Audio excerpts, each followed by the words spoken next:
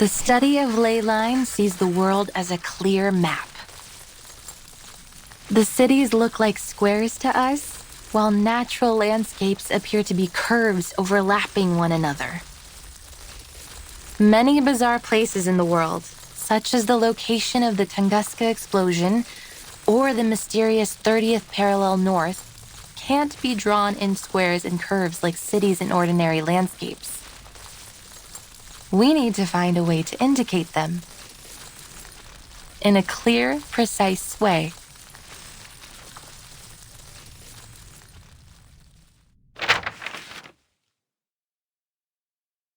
It's a maze. Well, it is the ley line map of a city, but you are right.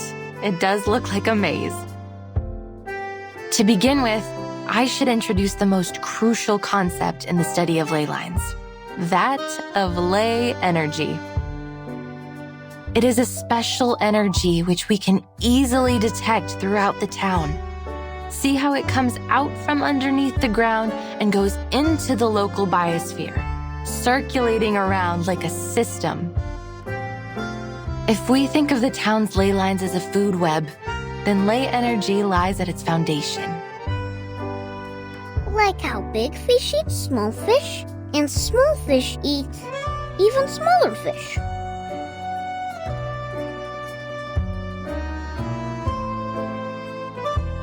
Exactly. They are the smallest fish eaten by the big fish. If we catch the big fish and study what they eat, we will know where to find the other big fish. And the ley energy, when the big fish die and break down, the small fish will go back to where they first came from. The circulation goes on and on. You've put it very well, Miss Winston. Like the rainwater that comes from the ocean to the rivers and returns back to the ocean.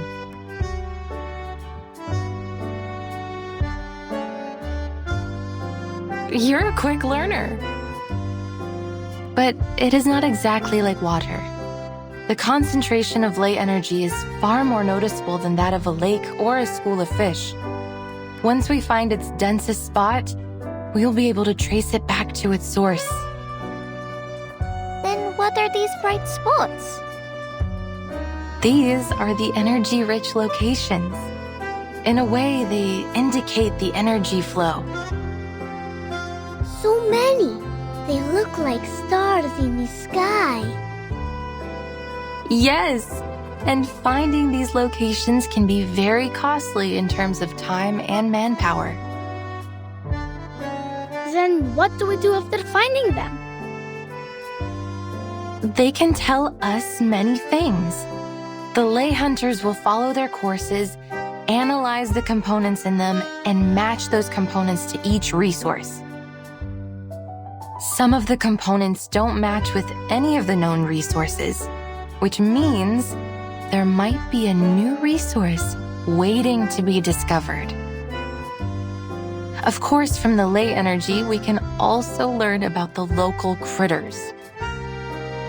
You talk about strange things, almost like Avgus does.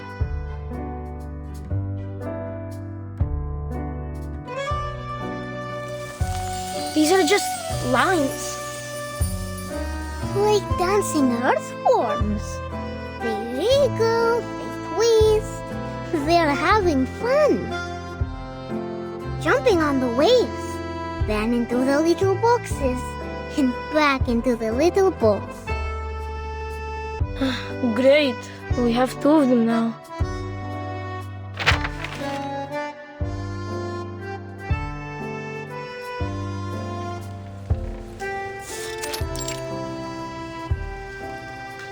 They look interesting, but we don't really understand.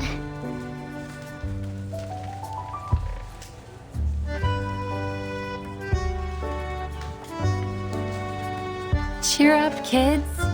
It's not finished yet. Ley line cartography is complicated. It takes the efforts of many ley hunters working together, investigating the area, even braving dangerous and forbidden places. To this day, we've never been able to finish a completed ley energy map.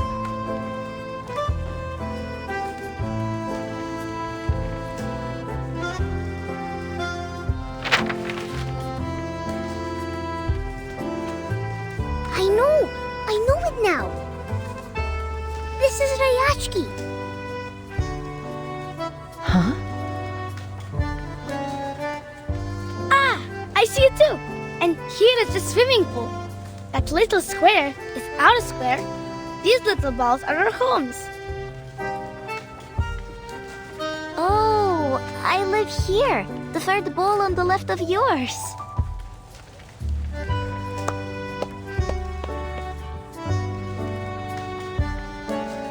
You're very bright, August. This is the ley energy map of Rayashki. But Miss Rainsong, why are you mapping the energy of our town? Have you found any secrets that we don't know? Children, right now you can only see what's above the ground. But there is even more ley energy beneath the ground.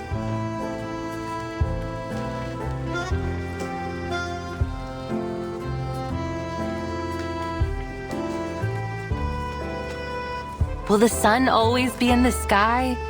Will the glaciers ever melt away? What lies in the darkness beneath us? Are there other critters around here that you've never seen? How should we deal with them?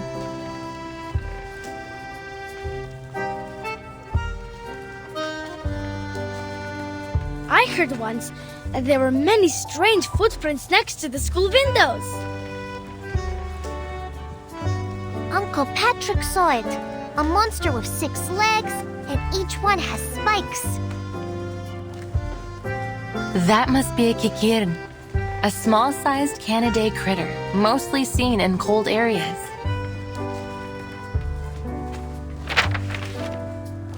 But the ley energy might have affected the weather of their habitat, or they wouldn't be here in Rayashki in summer. The deep blue line here shows that particular one's movement.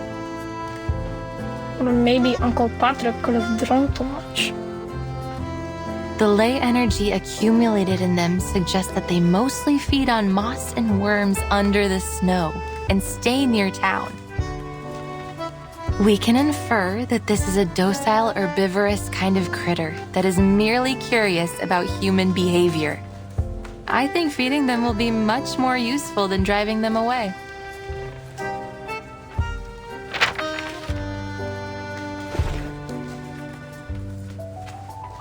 Since these critters began to overrun the area, the defense team has encountered many new creatures. I can feel there is something strange about them, but I can't yet understand the differences. You provided a different angle on the situation, Miss Winsong. I believe it would help the defense team greatly.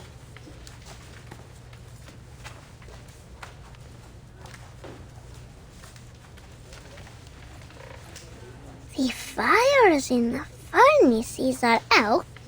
The bees and kites dance around the barn.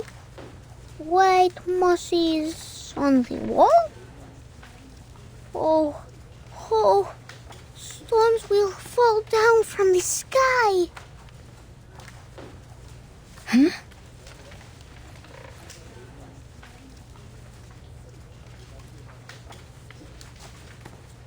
Stop saying these strange things, August. The defense team will keep the critters out of town and protect everyone. And there will not be any stones falling from the sky.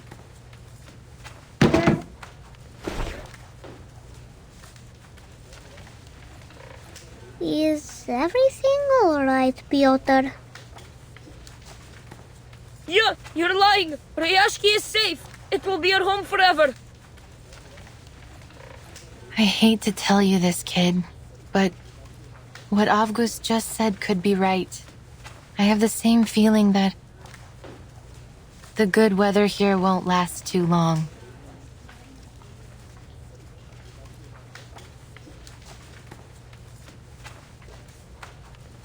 Look at those thick gray lines.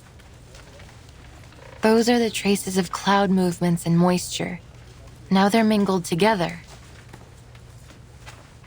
But the sun will still be shining. Miss Vila said that the polar day will last for a very, very long time. Miss Vila was right. And past statistics don't lie. According to the data, the weather here should continue for the next few months. Yet the ley lines say otherwise. They say the weather will be extremely unpredictable. You're making things up. The forecaster on TV said the weather in Rayashki will be temperate in the coming months. And the weather forecaster was right, according to his analysis. But life is full of surprises. I know why you're concerned, Miss Winsong. I feel the glaciers are melting slightly faster than usual. There is going to be a warm front forming from the melting water.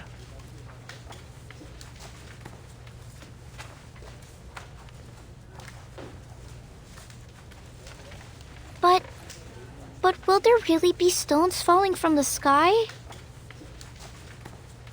I can't say anything for certain just yet, kid. All I have is this incomplete map.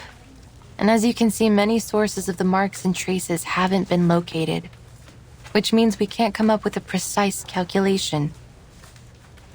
But there's no question that Rayashki will soon face many challenges. The weather could become much worse. The environment might change. Maybe some unknown critters might turn up.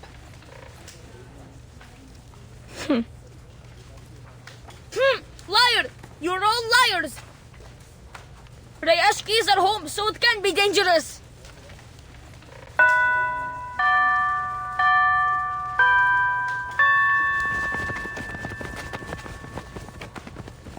Piotr, you can't fly if your feathers get wet.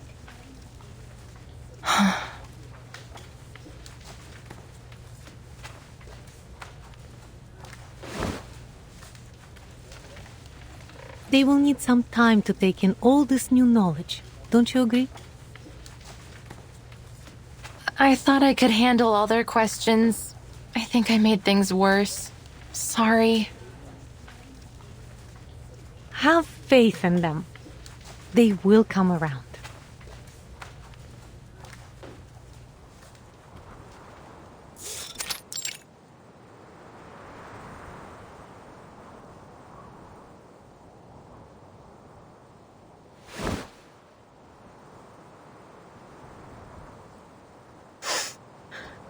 Are you here to laugh at me?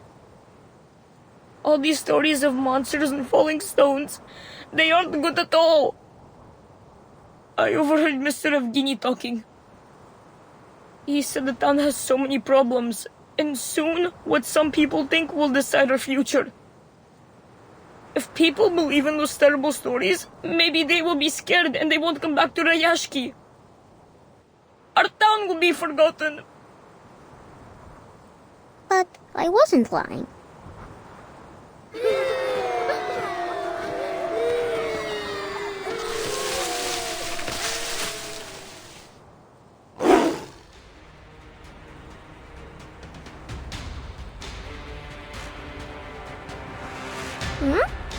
Hello, Kikiru.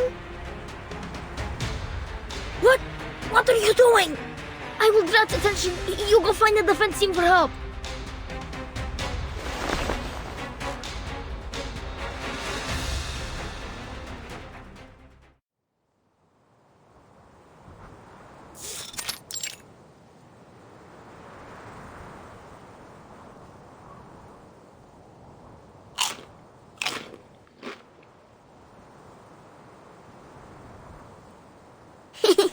It's itchy.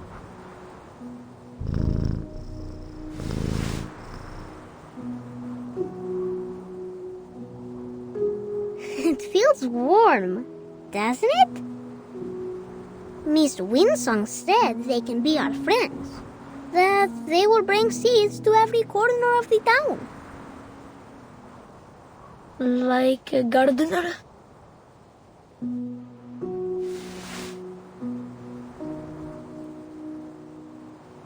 Yes. Go plant more sunflowers, Gikirn.